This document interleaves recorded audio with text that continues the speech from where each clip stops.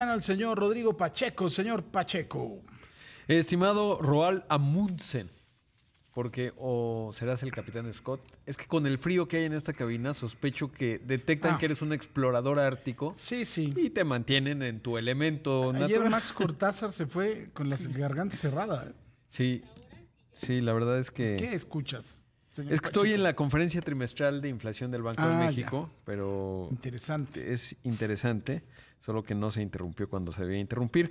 Y justo con eso comienzo, Paco. Sabes que el Banco de México cada trimestre va haciendo la evaluación, se llama el informe trimestral, que es muy importante porque te va contando el Banco Central de nuestro país qué está viendo, hace un análisis de la economía internacional, de la economía nacional, evidentemente la inflación, porque ese es su mandato, el mantener el poder adquisitivo de la moneda con una inflación baja y estable que se logra a través de un anclaje de la expectativa de inflación.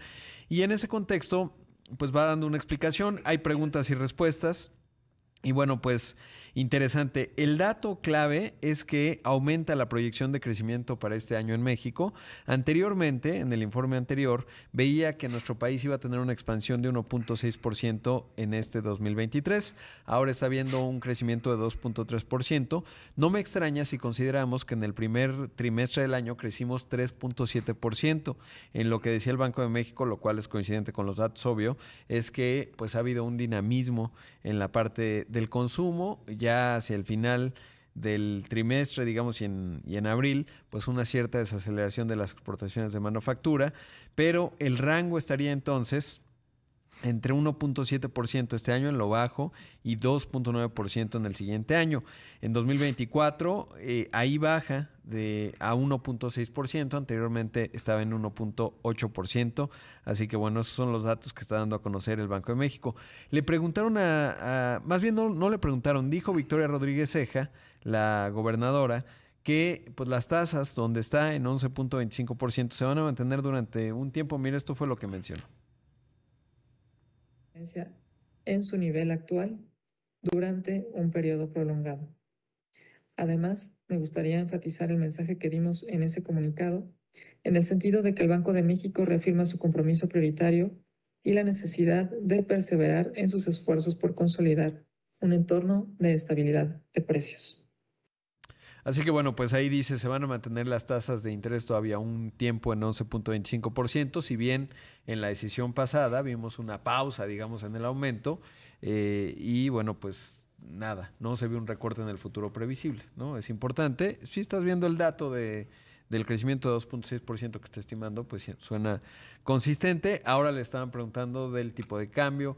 Un aspecto importante es que cuando uno ve los datos de la inversión extranjera directa, la mayor parte de la inversión extranjera directa, que fue de 18,000 millones de dólares, tiene que ver con reinversión de utilidades, ¿no? Entonces eso quiere decir que no está llegando nueva inversión, y es por eso que en algunos análisis, no del Banco de México, pues plantean que no se está materializando el famoso nearshoring en términos de justamente en términos de pues más nuevas inversiones, ¿no? Claro, un día sí y otro también, cada semana estamos viendo que llega mucha inversión al norte del país, particularmente Nuevo León, pero en general está llegando a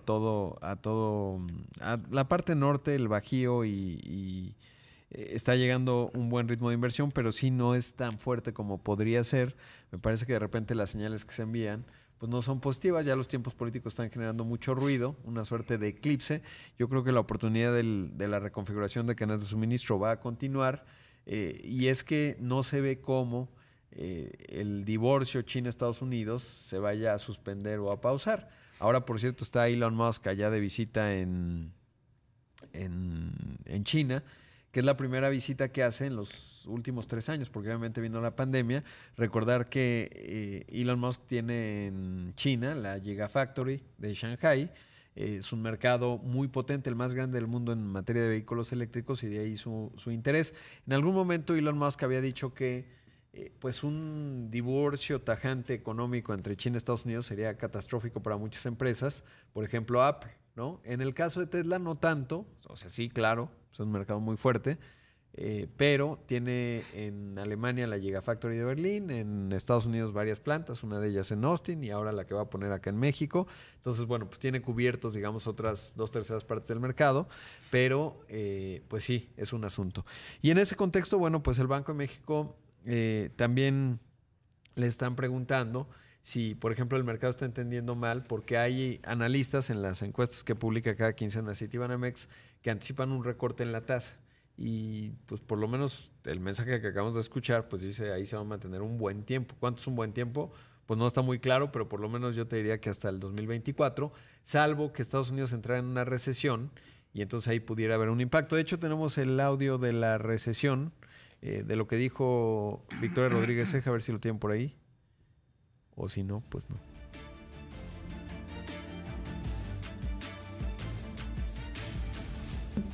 En cuanto a las posibilidades de una recesión en Estados Unidos, bueno, pues como hemos señalado, hemos revisado al alza nuestra estimación, básicamente sustentado en el mayor crecimiento que se observó en este primer trimestre del año.